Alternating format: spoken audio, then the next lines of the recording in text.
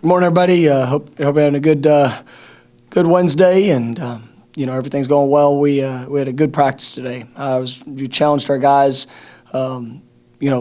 just throughout. Yesterday, this morning as we came in for meetings, just continued focus on our growth. The developments in the little things, and just our passion, pursuit of that objective.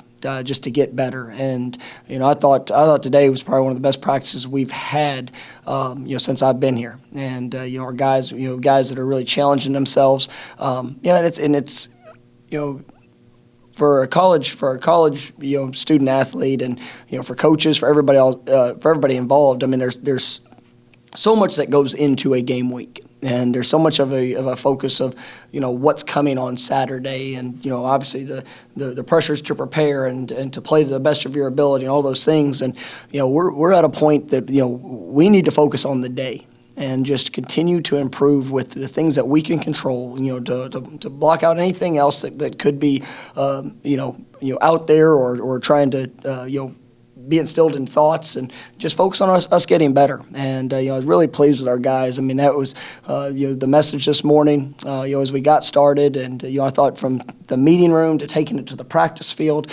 to the effort, the pursuit, the pad level, all those details that we're trying to continue to instill. Really, I thought showed up at a high level. We got some good situational work. It was great to see that type of response today, and guys flying around, throughout the practice. So, excited about how this week is progressing, and just got to continue to work, continue to get better. First question will be RSFL from work camp. A couple of the assistant coaches have mentioned players maybe not playing as fast as they could. What causes that, and what are things you guys can do to help them maybe unlock that full speed in games? Yeah, I mean, I think some of it is confidence, just knowing what you're supposed to do in the call, in the moment, and the assignment that you have, the confidence of doing that at a very high level, and then truly just cutting it loose and giving everything that you have, not hesitating, not worried about not being worried to mess up, and that's I think that's something that you see within the game in general, but especially right now. I mean, there's times through contests I've seen guys that just truly start pressing, and they're trying to do so much that they don't want to mess anything up, and it forces them to kind of almost paralyze themselves in moments and in situations when you have to have that fast decision, that reaction, and it puts them a step behind. And I've seen it in all phases, and so. We've got to continue to build these guys, through the course of practice, to the course of film study, to building that confidence up, and then also helping those guys understand that mistakes will occur. I mean, but the thing that can't be substituted is for relentless effort. If your effort and your pursuit, and I mean the overall ability to play fast, let your effort be the thing that stands out. Let your sometimes your effort's going to be the play that makes the difference, even if you didn't use always the proper technique, or you might have something that you have to correct. And so, I mean, I think that's something we're dealing with. These guys, they understand the expectation, and obviously, it's been. I mean, there's a lot of pressure on these guys, and they want to be successful. They want to play at a high level. They just got to continue to come to work every day, get better, improve, and then that's going to build that confidence that on game day, they're going to go out there and be able to show the things that they can do, and that's everybody's job, that's everybody's responsibility, and that's what we're focused on. Next question will be Kurt Weiler from Tallahassee Democrat. Hey, Coach Dillingham earlier this week, I think kind of along those lines what you're talking about, mentioned that I think from his experience working with you and in this profession in general, that when the players kind of start to see the benefits of that, the growth, see the day-by-day progress show up on the field, that it makes it contagious for them. It seems like you agree with that assessment. I mean, what could seeing that show up Saturday do you think do for this group's confidence base? Well, I mean, I think if that can show up in every day during the week, which today was one of those days. I think guys saw a step in the right direction. If we can continue that throughout the rest of this week and be able to see that illustrated, because there's been times, there's been drives, offensively, there's drives defensively, plays in special teams where you're able to come in and watch and say, man, that's what it looks like. And, we've got to do that consistently. And so we've got to be consistent in every action, everything that we're doing. But, it's going to be big. And, that's part of our growth is we've got to build and, develop the confidence that our guys have when the ball's snapped and it's time to go perform. That needs to show up. Next will be Chris Nee from Knowles 247. Hey, Coach, are there any players that you expect to make a return to the field that maybe we haven't seen yet this year or were dinged up in the first 2 games? I feel good about guys that are going through their rehab process. A couple of guys that we looked at there in pregame last week, and some guys were limited, some guys were held because they weren't quite ready to play. But I feel good about the direction we're heading, and hopefully we'll be able to have a good number of guys out there returning on Saturday, or put themselves in a position to at least take a great look at it. Next will be Perry from Tomahawk Nation.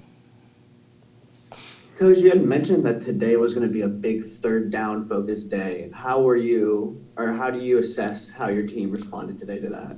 I thought it was good. I thought we got good work. We try to get good on good when you work in that situation, so we can get as much of the speed of the game as possible. So I thought that work was positive, and then just continuing to emphasize the situation, the awareness, the details of and that's what as you sit there and you get to third downs. Third and fourth downs are critical, and that's where you have to be at your best. And the same thing is we got an introduction to some of our red zone thoughts. That's another area we've got to continue to improve. And so I think our guys they know what it takes, and they know the areas of improvement we have to make. I thought today was a good day and a step in the right direction.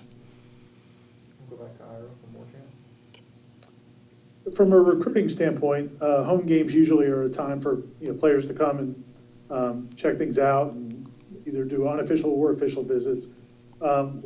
Is there anything you guys are able to accomplish throughout a home game from a recruiting standpoint? No, and that's what it's what makes it so challenging, because really since we've been here, you take, I think it was 8 days before the early signing period that the campus was live. We had, I think it was 14 days in January, 15 days in January. And then, with the month of February being dead, then we had, I guess it was another 12 days in March. And I don't know throughout that time if there was a day we didn't have a prospect on campus. But to go this long without you having that ability, we've had kids that have come to games that have hit them, and they send me messages afterwards that said that they were here, and obviously that they enjoyed the atmosphere, they enjoyed what they got to see, but it's so different. And but we can't have any contact with them when they're on campus, whether they come here during the middle of the week or they come for a game. We can't have any contact with them, even a phone call while they're on campus. And so now when they leave, we can communicate and be able to go through that. But throughout this year, we'll have prospects that will buy a ticket. We'll have people that come to see the game because they want to see the experience. But it's a challenge, and we can't be a part of setting that up. We can't really do anything when it comes to their unofficial visit. So it's definitely unique. Ready to get past it. All right, we'll go back to Chris from Knowles 347. Following up on what Ira just asked, do you think they should lift the dead period, allow kids back on campus at this point with all of the major conferences and a vast majority playing? I think also, do you think the early signing period should be, if they don't allow kids back on campus, should they still have an early signing period this year? Yeah, it's such a unique conversation and topic, because they're when people are traveling from all over, when you're dealing with distancing, obviously the different protocols of what has to go in place.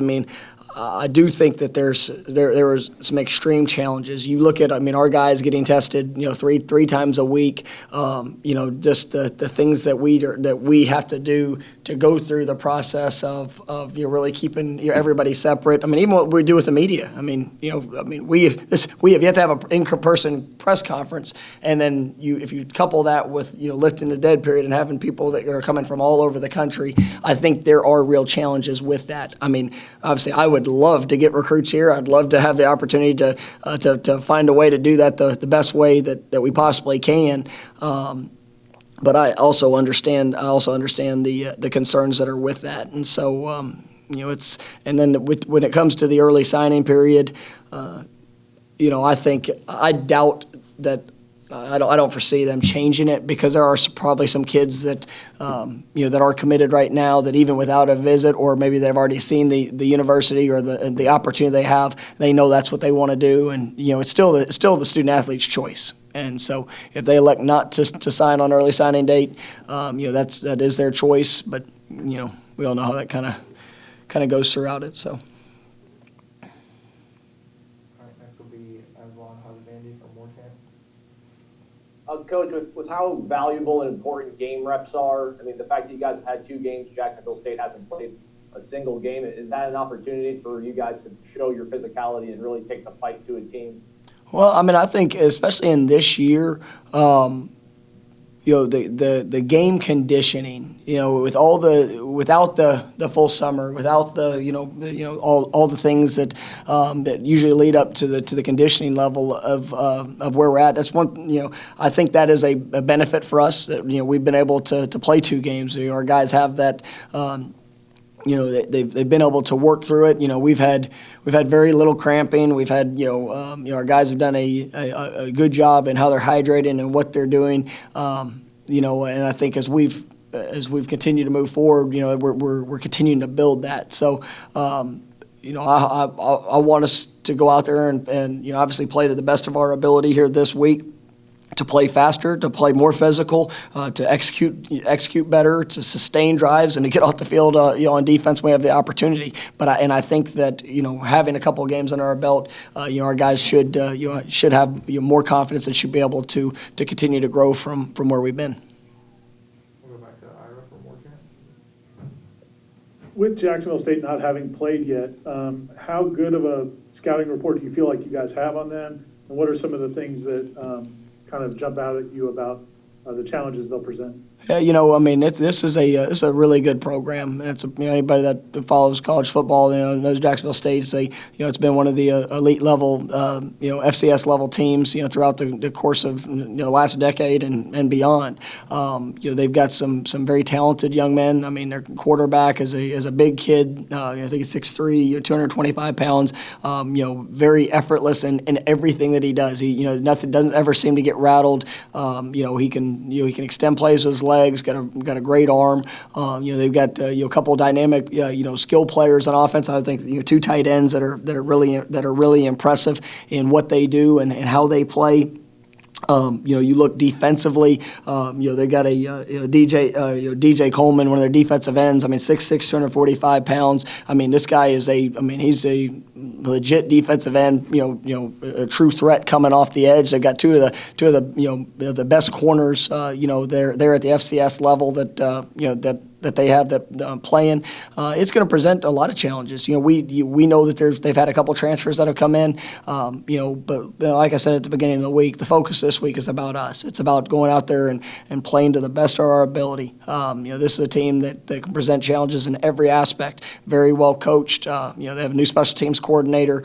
Their offense, obviously head coach offensive minded. But your defensive coordinator been there for a few years. So they understand their scheme. They understand their system. And we know that they're excited about kicking off their season. And we got to go out there and play to the best of our ability. All right, last one will be Bob Ferrante from the Osceola. Hey, Coach, I'm curious about Miko Dobson. How's he doing? I don't think we've seen him play through 2 games. Is he able to practice and maybe get on the field on Saturday? He's coming along. He's one of those guys that was kind of referenced to earlier. He got some work in here yesterday and today. It's been a process. As he's kind of had to work through fall camp, and I'm liking what I'm seeing. So. If he's available, that definitely brings another top quality defensive back that's going to be able to work into the rotation, especially on top of what all he does in the return game as well. So we're hopeful that this week continues to progress, and hopefully we'll see him on the field soon.